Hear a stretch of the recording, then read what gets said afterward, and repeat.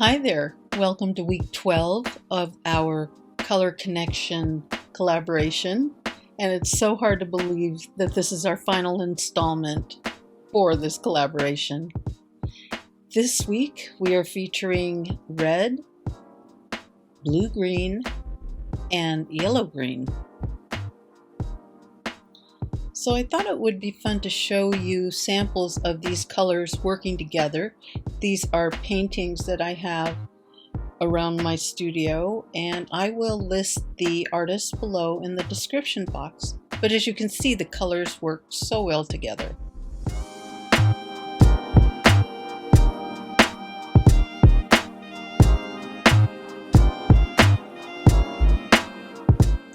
So to get started, I have pulled out some scribble sticks and also some stamps.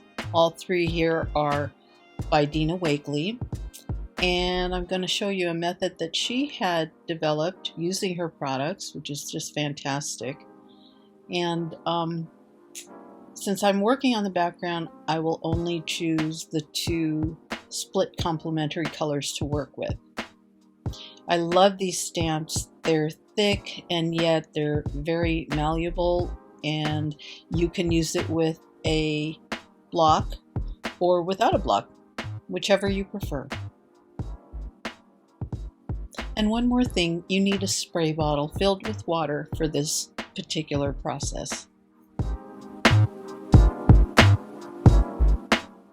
Okay, so to get started, select your stamp. I'm going to use this one, you know me in circles, and I decided to use a stamp block for this.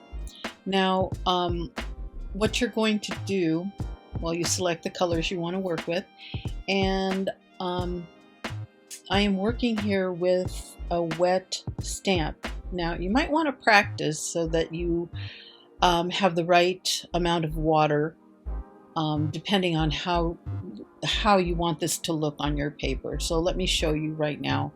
It's pretty wet, and I am just going to lay it down, and that's what you get. Now there is a lot of water here, and as you can see, I got another print. So I'm going to let this side dry and move on to the other side with the yellow-green. You can also wipe your stamp there, you know, it's still wet with water. And because I'm using both colors, for me, the stamp doesn't have to be completely clean, because these colors will to some extent run together, but that's okay. Again, my whole philosophy for this, for working in the journal, is to have, to show you and experiment with these colors and see how well they work together. So here I'm applying the yellow-green, and there it is. I like how that turned out. And so I'm gonna let these sit for a little bit. And again, if it's too much water, you're not happy with it, feel free to blot it. I mean, just play and experiment. If you're not comfortable, again, working directly in your journal, just practice on a separate piece of paper until you get the hang of it. Okay, it's pretty dry, but you can see there's a puddle there on the right, so I'm just going to tap it with a paper towel. And now I'm going to continue, and I'll have you just watch, and I'll meet you at the end of this color round.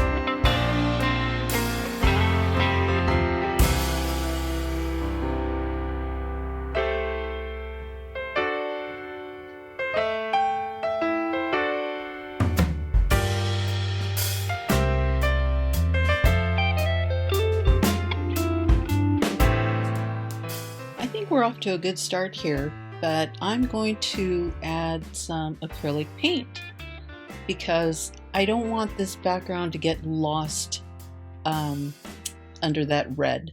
So anyway, I have pulled a couple of stamps, foam stamps, and again I'll be working with acrylic and just putting it down. As you can see, I've decided to keep white space above and below the pages, so I'm primarily working in the center. So here we go with the acrylics.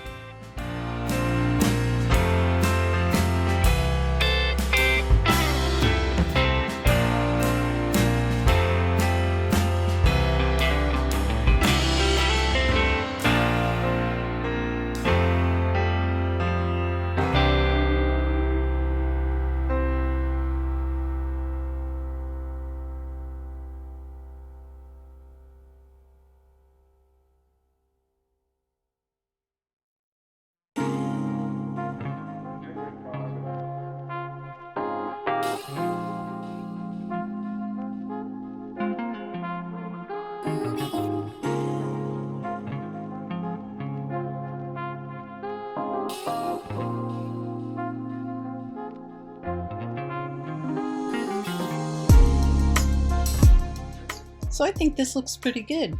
You can also add more marks with pencils or crayons or whatever you like.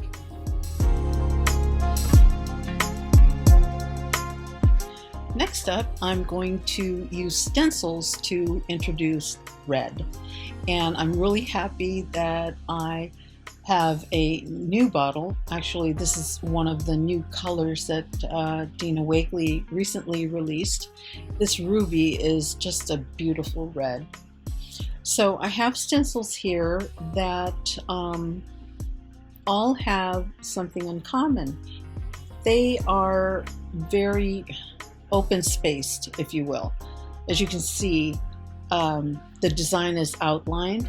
You can see for yourself here, there's a lot of open space, but I'm not going to be using the stencil in a traditional way. It's not a new way, it's been done before, I'm sure, but this particular process I think works really great with the busy background that I've already created. So in addition to choosing a stencil, you need a couple sheets of parchment paper, wax paper, or deli paper. Just something to work on with the stencil.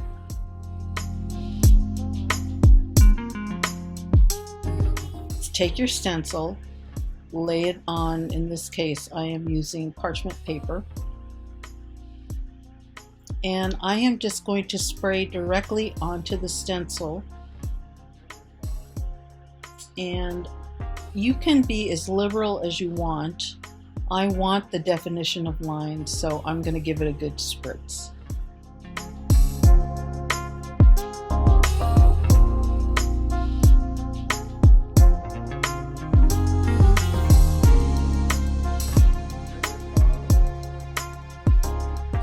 So now put it aside, get your journal, and I want to, at this point, decide placement. So I like to do things off center, off the page. So just carefully pick up the stencil and lay it down where you want it. Take the other sheet of parchment and put it on top. Go slow and just press. You could use a brayer if you like, or just press it with your fingers and carefully lift so that you get a clean line. Doesn't always happen, and here you go. So in essence, I'm really using the stencil like a stamp, if you think about it. So now it's on to the next page. We'll repeat the process and do it again.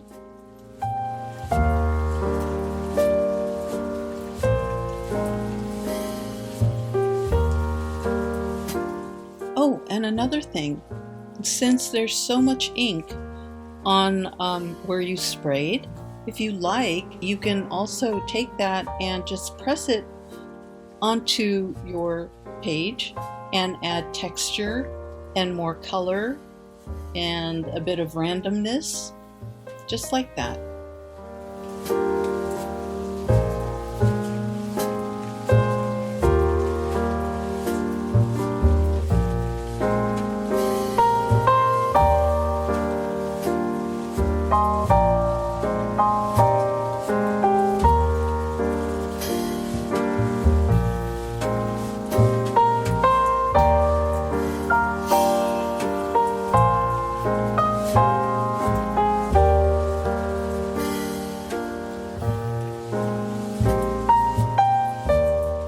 Okay, so what do you think? You can be honest. Yes, it looks like a hot mess, but there's still something about it that I like. And so I'm going to go away and try to think about what I can use to pull these pages together and find the right focal point. Be right back. Lucky for me, I remembered this stencil. I will list it below in the description box. So you can probably guess that I use the stencil to create my focal point. I'm going to use these acrylics and colored pencils. And next up, I'll show you how everything comes together. And here it is.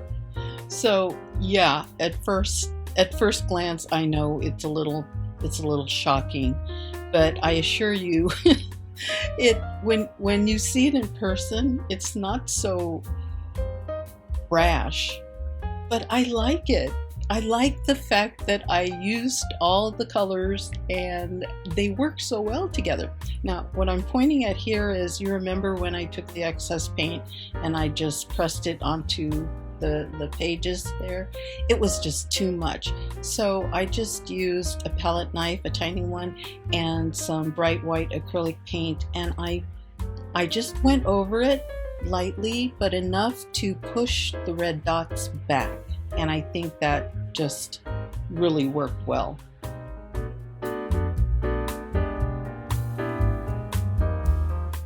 I hope you enjoyed watching and following along, and that it inspires you to maybe try some of these techniques. We find it hard to believe we're at the end of this collaboration series, but please stay tuned. We have other plans in the works. And until then, thank you so much and take care. We'll see you soon. Bye.